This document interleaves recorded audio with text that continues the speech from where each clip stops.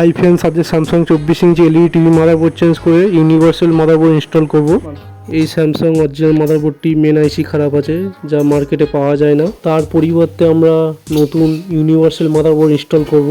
এটা universal LVDS কেবল। এই LVDS কেবলটা আমরা কানেকশান করে নেব।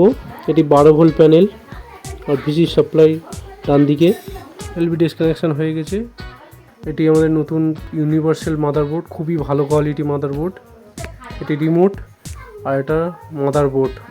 এটা আমাদের স্যামসাং অরিজিনাল পাওয়ার board plus backlight inverter board. এখান থেকে আমরা সাপ্লাই বের করে নিচ্ছি 12 ভোল্ট মাদারবোর্ড চালাবার জন্য।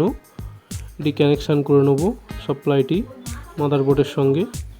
ভালোভাবে কানেকশানটা আমাদের করে নিতে হবে।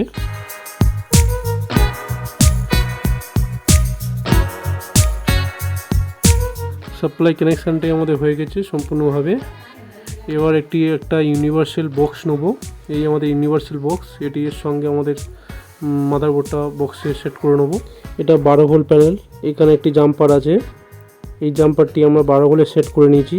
এটি এলভিডিএস কেবল। এলভিডিএস কেবলটি তীর চিহ্নর দিকে সবসময় ভিসিসি সাপ্লাই হয়। এটি উল্টো পাল্টা হলে আমাদের প্যানেলটি খারাপ হয়ে যাবে। সবসময় এটি ভালোভাবে দেখে লাগাতে হবে। মাদারবোর্ডে তীর চিহ্ন করা আছে, সেই তীর চিহ্নের দিকে এলভিডিএস কেবলটি আপনারা ভালো করে দেখে লাগাবেন। এবার আমরা পাওয়ার কেবলটি লাগাবো। পাওয়ার কেবল লাগানো হয়ে গেছে। এবার পাওয়ার সাপ্লাই পাওয়ার লাইটটি চলে এসছে। আমাদের পাওয়ার লাইটটি চলে এসছে।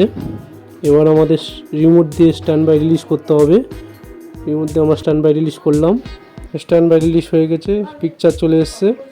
ফ্রেন্ডস, কীভাবে এটি স্যামসাং 24 ইঞ্চি ইউনিভার্সাল মাদারবোর্ড আমাদের ইনস্টল করে দেখালাম খুবই সহজভাবে। এই দেখো পিকচার চলে এসছে। ফ্রেন্ডস, ভিডিওটি ভালো লাগলে লাইক শেয়ার করবেন।